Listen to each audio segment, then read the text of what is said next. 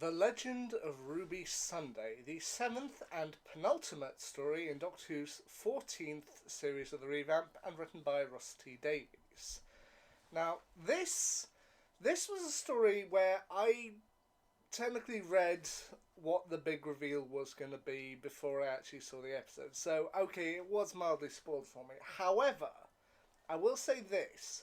Just because I know what's going to happen doesn't mean it still can't be shocking when the time comes. I mean, for an example, I used the Series 10 finale opener, World Enough and Time, because I think with that story, with two masters, and we knew the Mondasian Cybermen were coming back, we knew John Sim was coming back as the master, and we've got Michelle Gomez in there, you could pretty much put all the pieces together. But still, that final scene where Bill was revealed as a Mondasian Cyberman, that was still fairly shocking.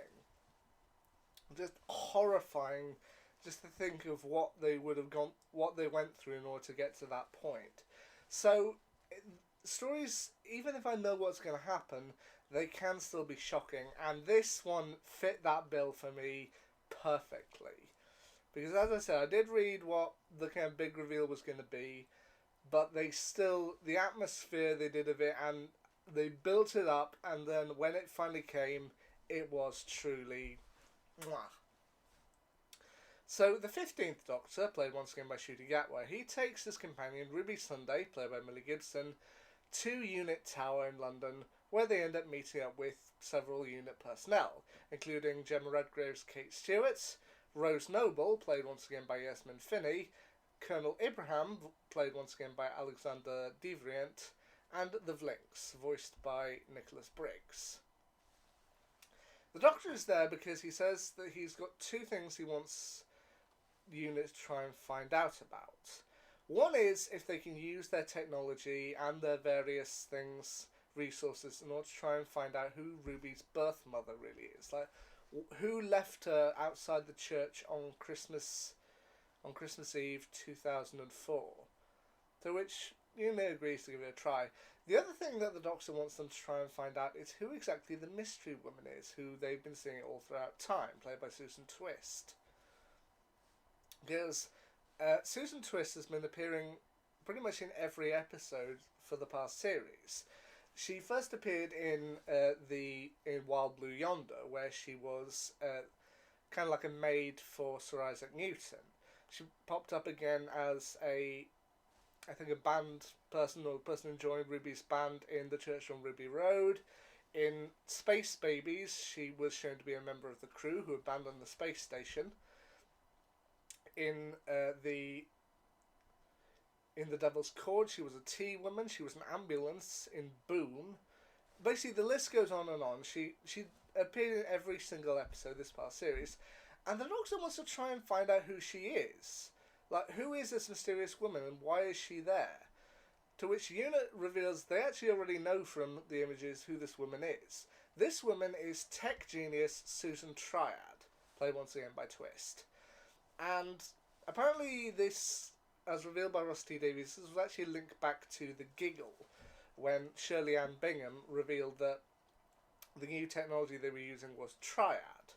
To which, with all the unit personnel coming back for this particular story, I'm a little sad we didn't get to see Bingham again. I mean, there's still time, maybe she'll pop up in the final episode of this particular series, but anyway. Also, I forgot to mention, they do also meet two new members of units. Harriet, played by Genesis Linear, and Morris Gibbons, played by Lenny Rush. This was a character that I was interested to see pop up. I thought he had popped up earlier in the series, but apparently he hasn't. I mean, he's shown to be a child genius, and I think he's only about 13 years old, but hey, I'm up for it. Now, UNIT has already sent somebody in to try Technologies to try and find out who they are and what they're doing. That being the Doctor's former companion Mel Bush, played once again by Bonnie Langford. To which, throughout this entire story, with all the characters, I do like that some of the interactions they have. But anyway, when they point out kind of triad technologies, the Doctor and pretty much everyone there do point out several possibilities. As the Doctor points out, S-Triad, for Susan Triad, is an anagram of TARDIS. So she could be a Time Lord, she could be a Time Lady, she could be something, to which the unipersonal pointed out, yeah, we already knew S-Triad was an anagram of TARDIS, we're not idiots. To which Ruby also points out that since her name is Susan, she could actually be the Doctor's granddaughter, which kind of surprises the unipersonal and does lead to one of my favourite interactions between Kate and the Doctor, when Kate says to him, I didn't know you had a granddaughter. Does that mean you've got kids? He's like, not yet. He's like, well, what do you mean? Well, Time Lords aren't exactly linear. To which, I don't know. I mean, with this all kind of leads up to the point of the kind of big villain of this particular series, the One Who Waits. And I had my own theories on who the One Who Waits could truly be. I mean, everyone had their own theories, and with the theory that it could be Susan, I wasn't entirely sure, because I know that Time Lords can regenerate, and the Doctor has had several dozen faces over the years.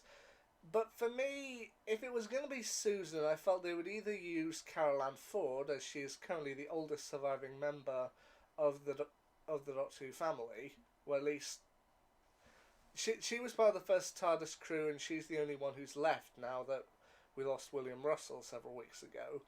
So I felt it would either be her or Claudia Grant, who played Carol in An Adventure in Space and Time. So I know that they're not bound, and Susan could have regenerated, but for me, I just kind of felt like if they were going to do it, they would involve one of those two.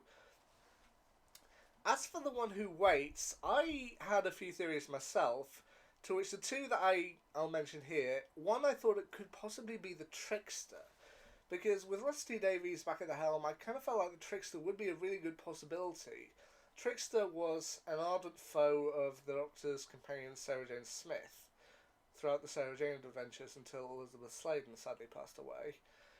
And I felt like they could bring him back into the Whoniverse and really make him a big threat. Until somebody pointed out to me, well, I think the Trickster is actually owned by Gareth Roberts, and they may not be so keen to bring him back. The other thing that I just kind of kept jokingly in my head for a while as to who the One Who Waits could be was Kang the Conqueror, and that was mainly because I remembered that while I personally never watched Loki, I knew that at the end of the first series they showed a version of Kang the Conqueror, and he was called He Who Remains. So when I heard the One Who Waits, I kind of thought He Who Remains, and thought, okay, until I know for sure who it is, I'm just going to go with Kang the Conqueror as the One Who Waits. But anyway, to try and also figure out Ruby's parentage, they end up accessing a piece of unit technology called a time window, which I do love the Doctor's reaction to this. When he asks Kate, do you have a time window? She says to him, Doctor, you banned unit from committing time experiments back in the 1970s. You said it was far too dangerous. Like, do you have a time window? 10 floors down. I love that. He knows them so well. He knows that they would just kind of conduct these experiments. And using a VHS tape that Ruby and Carla used to watch every Christmas. Carla once again pops up, played by Michelle Greenidge. They use that, and it contains kind of surveillance footage from a security camera outside a business on Ruby Road for that particular year. They try and kind of adapt it into a kind of 3D landscape to try and find out who the mysterious woman is. But they seemingly aren't able to pick up very much more about it. To which, as I said, Carla Sunday pops up, once again played by Michelle Greenidge. You also get Cherry Sunday, once again played by Angela Winter, and Mrs. Flood, played by Anita Dobson, which we still don't entirely know what Mrs. Flood's deal is. And she grows a bit sinister in this particular aspect, as when Ruby comes back home with Rose in order to get the VHS tape, Carla decides to go with her. So she asks Mrs. Flood if she can go look after her mother just until they get back. To which, after they leave, Cherry Sunday went, I could murder a cup of tea, love. And to which Mrs. Flood turns to her and says, well, we can't always get what we want, dearie. He is almost done waiting.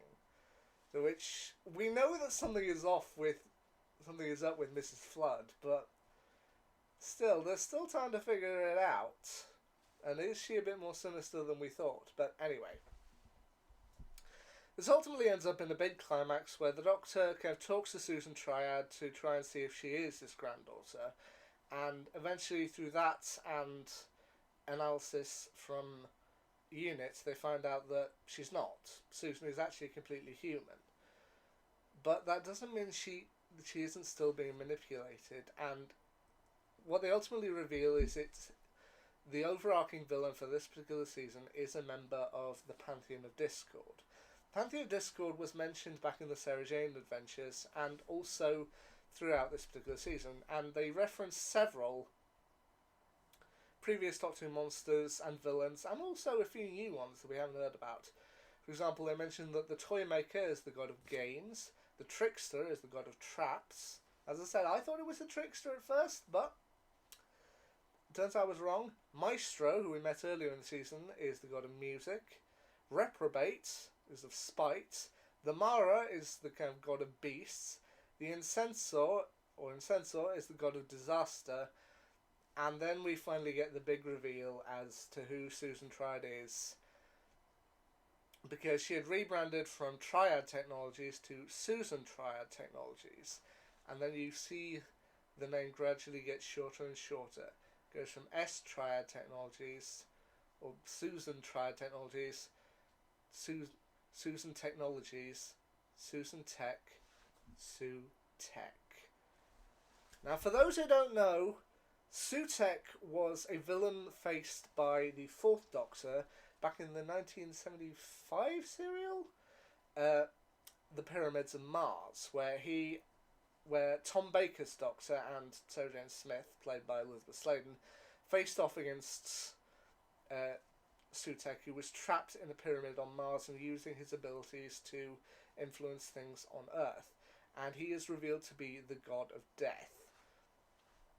And fans for years had been waiting, pretty much since the revival, for Sutek to be one of the villains that they brought back. I always felt that Sutek was a little bit too niche. Like, I felt that, I'm not entirely sure how they could bring it back unless they really leaned into another story involving ancient Egypt or something. But the way they managed to pull it off here, as I said, I'd already read that Sutek was coming back for this particular story, but then in those final few moments with the music and building up and the monstrous things and ultimately his followers, it's also revealed that Harriet, one of Unit's personnel, her full name is Harriet Harbinger. Harbinger. And when it's ultimately revealed with Sutek manifesting himself using the TARDIS and his kind of followers of Harbinger and Susan Triad coming out, that for me is a moment of pure terror. Like, even though I knew it was coming, it just works. Like, I know that some people will look at it and think, okay, the one who waits, maybe it's the Master, and I was really glad it wasn't the Master, because I think I said earlier in this series, when it was revealed that Jinx Monsoon's character was called Maestro, I was really hoping that wasn't a new version of the Master. And while I did keep in my head at first that maybe Susan Triad could be a new incarnation of the Master, I'm really glad I didn't go that route, and we've got another classic monster from Doctor Who coming back into the series. So, there we go. What will happen next week? Honestly, I can't wait to find out what happens in the finale, Empire of Death. But I'll see you there, because this is going to be a big one. Anyway, until then, see ya.